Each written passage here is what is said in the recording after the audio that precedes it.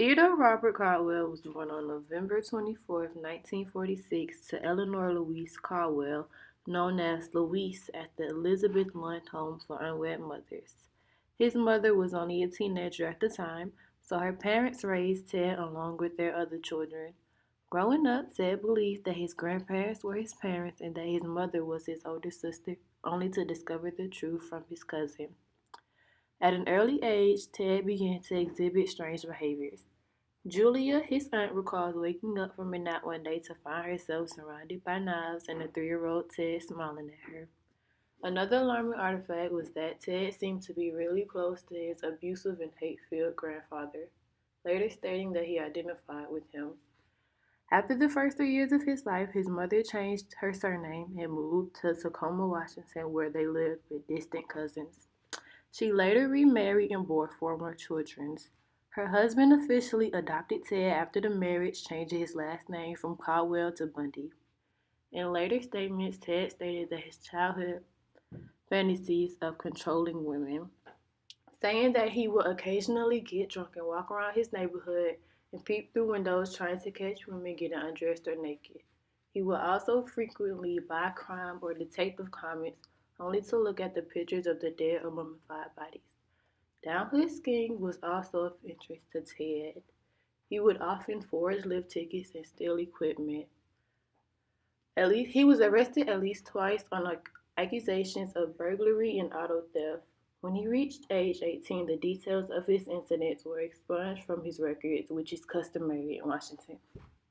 That prison at one time or another thinks about going, wishes he wasn't there, and wishes he could fly over those fences. I've dreamed about flying over those fences. I've dreamed about climbing over those fences and tunneling under those fences. With every other man in there, I've dreamed about being free. Are you angry? Ted's life seemed planned out. He majored in psychology so he would learn how to manipulate people, and he became a lawyer so he could manipulate the law if he ever got caught doing his crimes. He used the suicide hotline for people around him to think that he values human life and that he loves people. He used all this to hide in plain sight and to gain the trust of people so he wouldn't seem suspicious. He used to rape the bodies of dead women and keep them until they were robbed. He also decapitated the heads and used them as trophies for his collection. Real proof of his crimes was in 1974 when Ted Bundy was 27 years old. He lured victims into his Volkswagen Beetle. You could say Bundy was an escape artist. He escaped prison many times during his lifetime. The first time Bundy escaped was from Utah State Prison in 1975 on kidnapping and murder charges. He was found outside hiding with an escape kit outside the prison yard.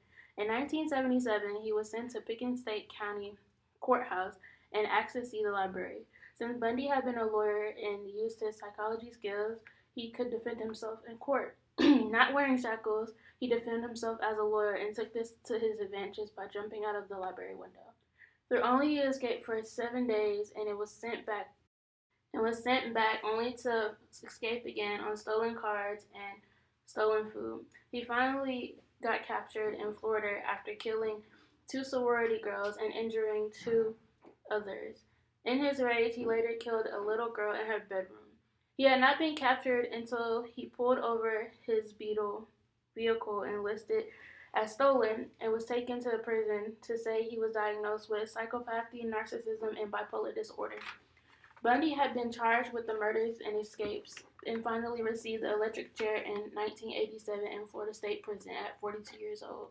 That jumping off point where you begin to wonder if maybe actually doing it will give you that which is beyond just reading about it or looking at it. Listen, I'm no social scientist and I haven't done a survey. I mean, I don't pretend that I know what John Q. Citizen thinks about this. But I've lived in prison for a long time now. And I've met a lot of men who were motivated to commit violence just like me. And without exception, every one of them was deeply involved in pornography without question, without exception, deeply influenced and consumed by an addiction to pornography. There's no question about it. The FBI's own study on serial homicide shows that the most common interest among serial killers